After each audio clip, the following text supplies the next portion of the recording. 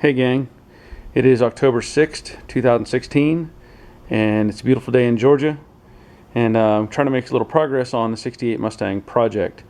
In my previous video, I showed how I installed the power steering kit, and I'm moving on from that point. Now this car I've also done floor pans, torque boxes, the front sheet metal apron, and core support, and I've installed all new suspension on the front of this car. And of course, with the power steering, I put in all new tie rods and cleaned up everything under the hood, and you can see all that. So previously I've installed the new rotors, spindles, calipers, all that sort of thing, and this is really a continuation of that. The kit that I'm using is from CSRP, and you can see on the box it's upside down, but 67 power brakes, automatic transmission, based on their kit design. I'm also using classic tube, and this I picked up from Mustangs Unlimited. So since I have all the other stuff installed, what I'm working on is installing the brake booster, the master cylinder, the rubber lines, brake pedal, and combination valve that I picked up also from Mustangs Unlimited, or proportioning valve, however you want to label it. So with all that in mind, I'll go through a couple things. One, the brake pedal. This comes in the kit, and you need to use it. It has just a bolt up at the top. You're going to take that bolt out, pull the brake pedal out, reinstall this one, and that'll take care of that. The booster I'll get to later, but for right now what I'm dealing with is I want to connect the rubber hoses, and these are a little bit different than what came on the car, and I'll show you what I'm talking about. On the original setup, if you can see this, it had this little bracket, and this is loose right now, but that bracket was turned like that, and the original brake line actually came in and made a loop and came back into that. It didn't come straight out like this one. So with this kit, you have to take this bracket off, and that's just a 1/2-inch bolt, and that comes right out. So let me show you what I'm dealing with. Beyond that, the new line, it has to go in like this, and you can see the bracket is different from side to side. So this one has the opening faces back, and there's 2 holes there on the frame rail where they actually line up. And so what I'll do is I'll bolt that on and then thread in the line. The only problem is, between these 2 different kits, this new line is too small for that end. So what I had to do, I went to Advanced Auto Parts, and I picked up these adapters. And there's one was a Dorman, and there you can see the part number, and these things are pretty cheap. And then the other one was this BLF 22C, and basically it adapts the 2 lines, or one into the other. So what will happen is I will thread the adapter in and make that tight, and then I will thread that into this, and that'll take care of any problems I have with those lines.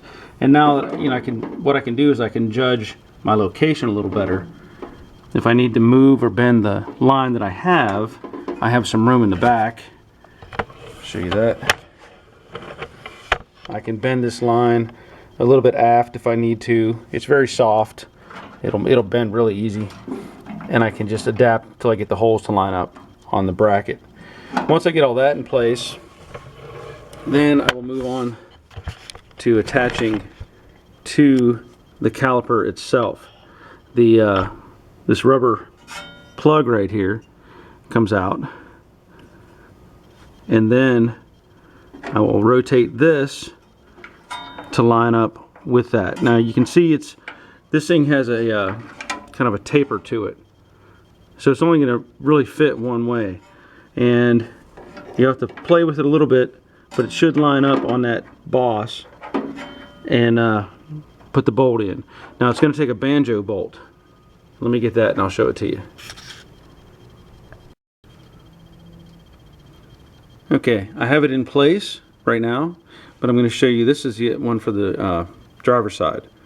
And basically, you have this bolt, there's a little hole in it, and it goes all the way through the center.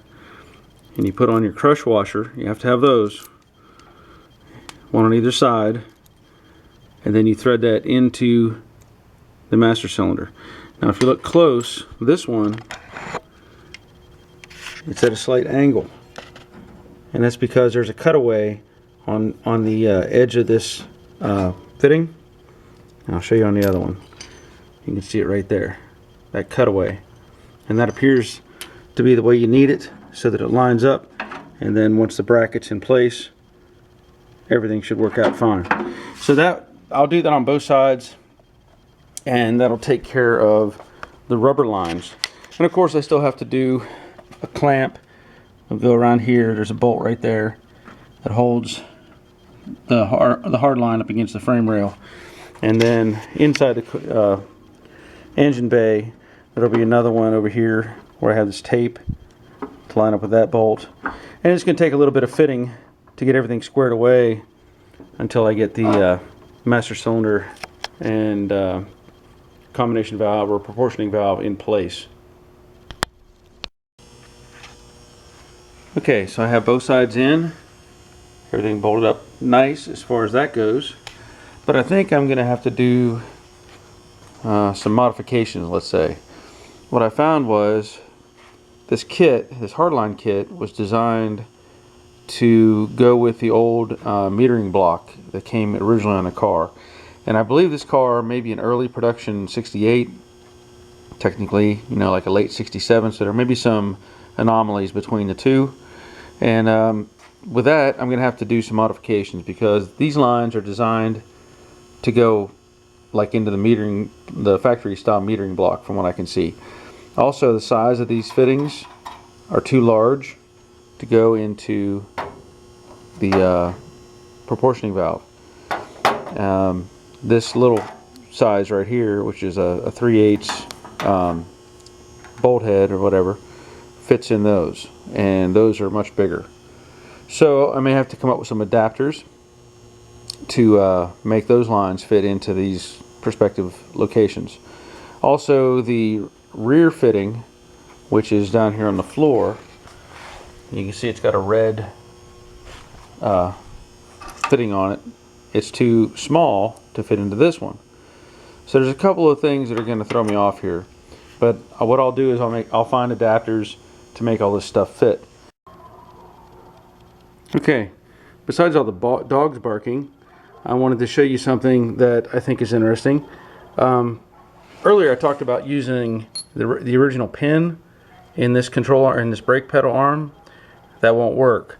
You do have to use this bolt, and the bolt is a slightly smaller diameter, but the reason you have to use it, I'll show you this picture that I found on the internet on my phone, is that little hole to the right is where the brake pedal has to go. So it's technically, if you were to turn it, above the original hole and slightly forward. So that explains a few things. One, you know, the difference in length, but then, you know, if you compare where the throw arm or the rod would come off of the booster assembly, you know, if you had it down here, that rod would not work. It just wouldn't line up. But if you line this up with the original hole in the firewall, then that tells you this has to go higher. So that's why you have this bolt, and it should fit the hole that's in the car. I've already looked.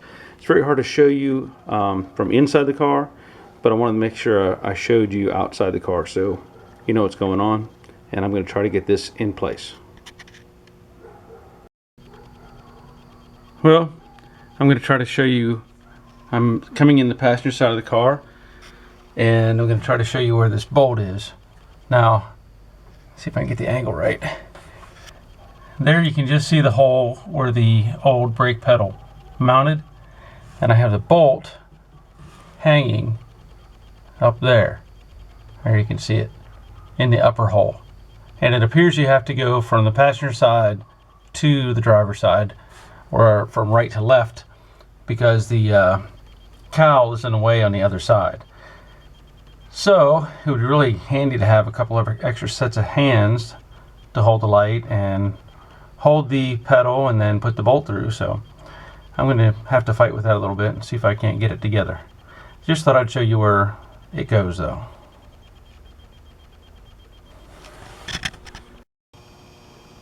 Okay, so I'm all about sharing information, and I want to share something with you.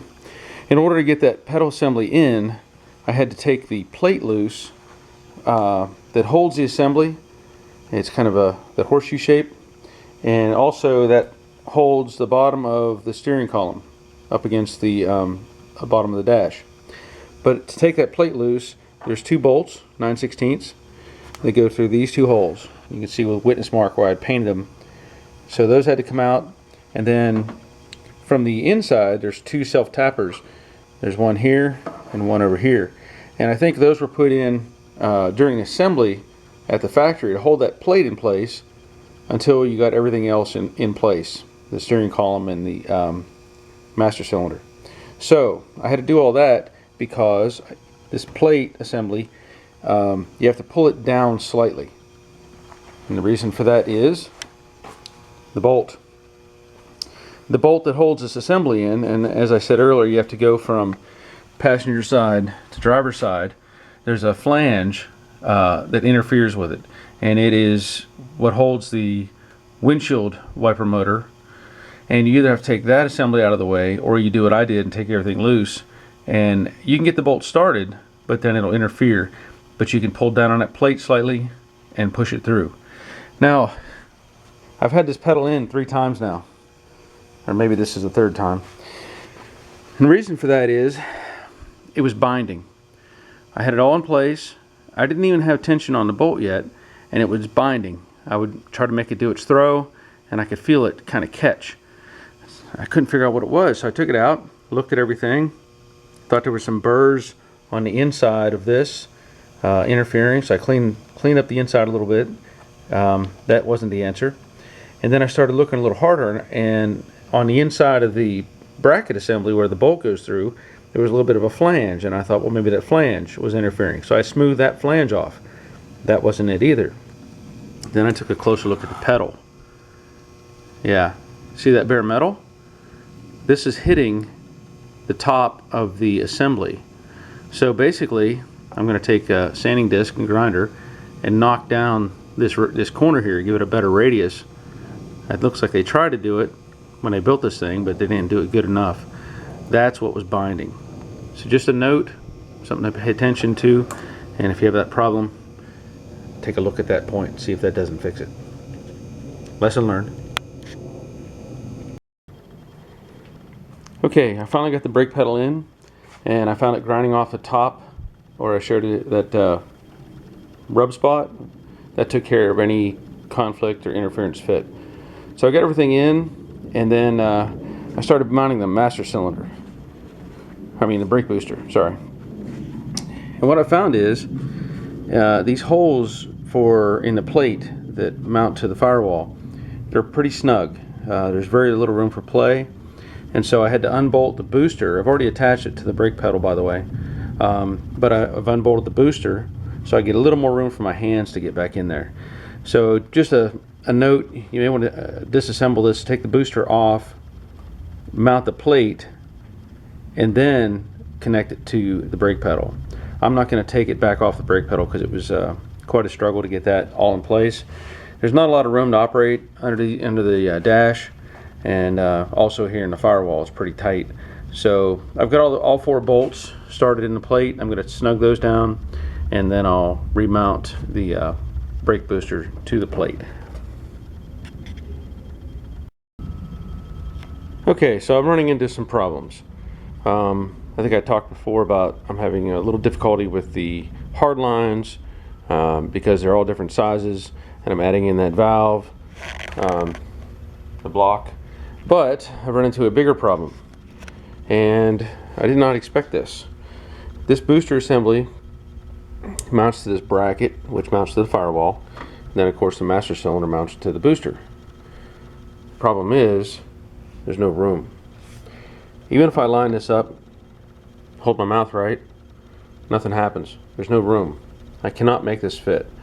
I called the owner of the brake company, CSRP, and I said, hey, this doesn't fit, what's the deal? First thing he asked was this car ever wrecked?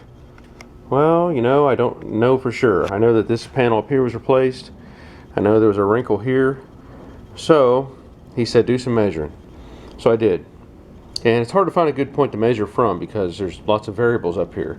The firewall sets back from, you know, for the booster. It's different on that side. So basically, I use this flange right here, and I measured to the front edge of the opening for the shock. Sure enough, it's off probably 1/4 of an inch from side to side.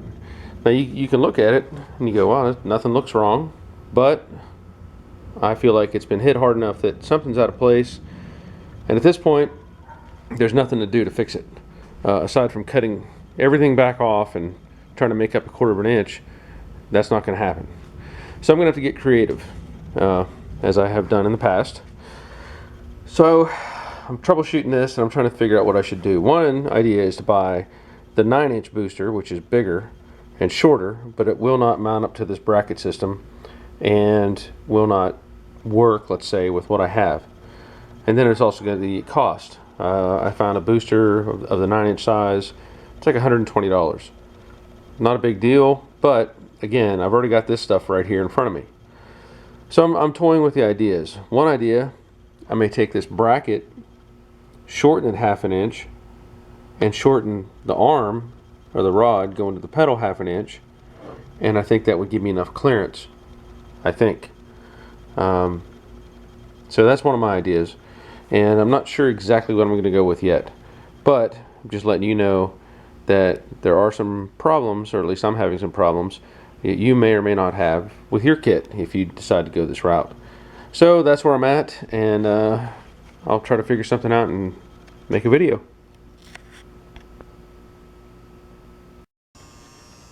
Okay, so I think I've come up with a solution, or at least one that'll work for me without spending any more money, but spending some time, and allows me to do some creative thinking. So I've removed the bracket and of course the booster, and I've got them sitting over here on this temporary bench. Now I said I could either replace what was there with another type of booster, or I could modify what I have. So I need about 1/2 an inch. Basically I need to get this booster back at least 1/2 an inch. Well, you can see I've got probably, I don't know, 1.5 inches of space between here. This is the bracket. I also, when I consider moving the booster back, I've got to move the throw rod. It has to be shortened about 1/2 an inch, because if you move the booster back, it's going to throw the pedal way off. Well, that's simple enough. This has enough length here and enough depth here that I can cut off probably a good 1/2 inch and make this shorter. I'll have to cut a little bit, maybe a 1/4 inch or so off of this, so that there's enough length, or lack of length, let's say, to move this in, and that'll shorten up the throw on the pedal. Now the other part of that is I've got this assembly, this bracket. Well, this is a nice bracket. You can see it's kind of funky with the bolts and everything, and this picks up the factory holes on the firewall. Well, my plan here is I'm going to shorten this a good 1/2, maybe 3/4 of an inch. That's easy enough. I can do that without even hardly trying. But the difficulty is this calls out for bolts to go inside here. So if you can imagine, grab a bolt. If I shorten this up a 1/2, whatever it is, I can't get the bolt in. You can see the difference there. I can't drop that into the hole.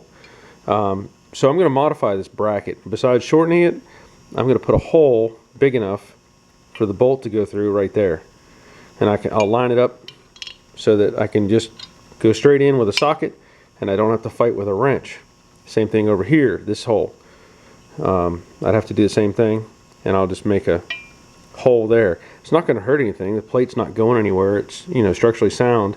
All of your force is fore and aft on this length. So that'll be simple enough, I think. So that'll collapse this, and I'll be able to put a bolt in that location, and that should take care of the problem. And again, I think this is because this car may have been hit and that shock tower is off. There's not much else I could do besides try to, you know, get another booster or find a shorter master cylinder. The other thing, I actually talked to the owner of this stuff, or the maker, seller, let's say, and as we were talking, I said, yeah, I had a hard time getting these bolts in these holes. He said, yeah, that one's kind of hard. Well, if you know that, fix it. You can see here the witness mark. This puts the bolt up in that direction. This puts the bolt away in that direction. And it's hard to tell. This one, there's actually worn away paint on the inside from where the bolt is rubbing. Well, it's a nice good sized hole, but you know, this should be a manufacturing repair. The home builder shouldn't have to modify your bracket to make these things work. And it's a matter of a simple modification on, you know, when these are made, you just move the hole over on the design. Pretty simple. But anyway, that's the plan. Shorten this thing up, shorten up this arm here, and I think that'll give me all the clearance I need. So stay tuned, and hopefully I can get this together soon. Okay, here's what I've come up with so far. I made those holes, and then I oversized them so that a socket will fit, and also the bolt will fit. So that'll take care of my bolt hole to firewall problem. And then I determined I'm going to go with just a little more than a half an inch of spacing. So what I did is I took a 6-inch scale, which measures out about a ½ inch wide, or should be right at a ½ inch wide, and I drew a pair of parallel lines on each leg of this brace. And I've already started. I've cut off the first one here. So cutting the line off, I ended up with about 6/10, which is fine. That's going to be really close to what I need overall.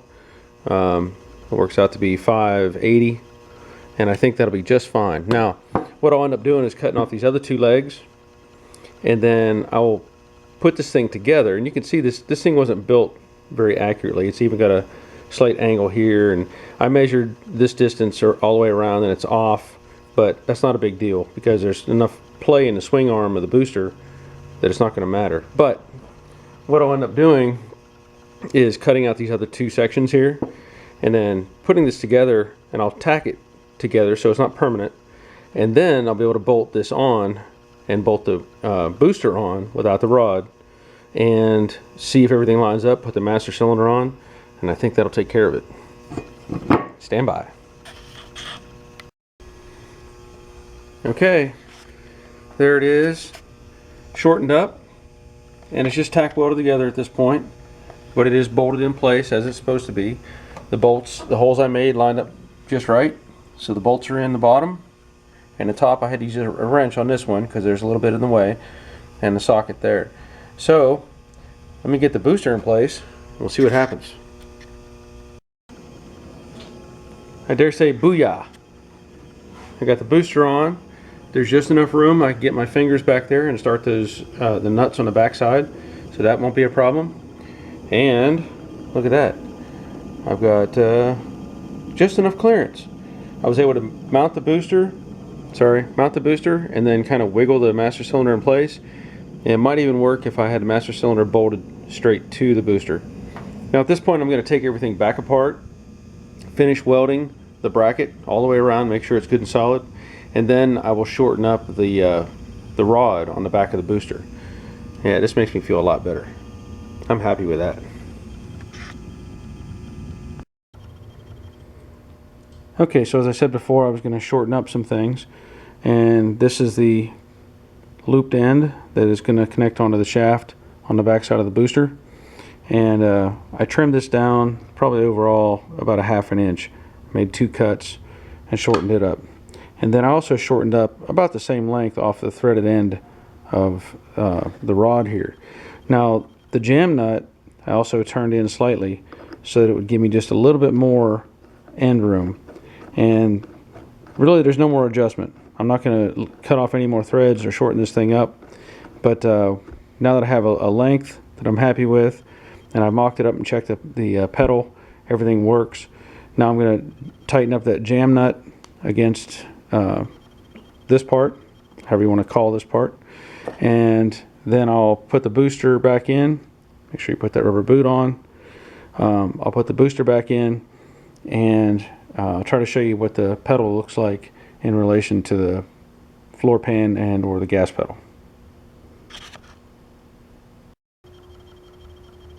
Okay, so once again, there's the booster installed.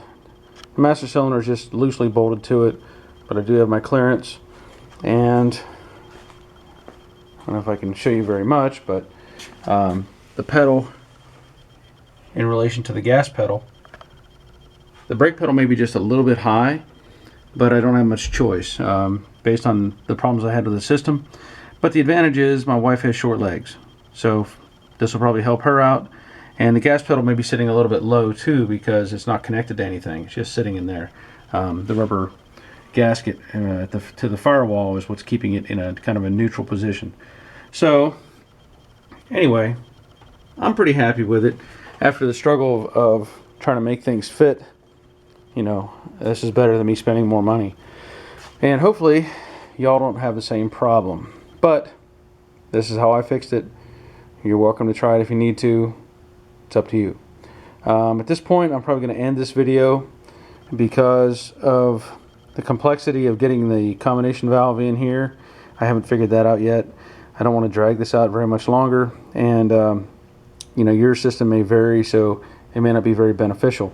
But I may do another video showing that combination valve or proportioning valve installed, and I'm not going to waste your time on this, but anyway, I'm pretty happy with this. Again, this is a CSRP brake, booster, and master cylinder, and hopefully I can get some more progress done on this car. I'd like to have it a lot further along than it is, but certain things slow you down. So that's it for now, and again, thanks for watching.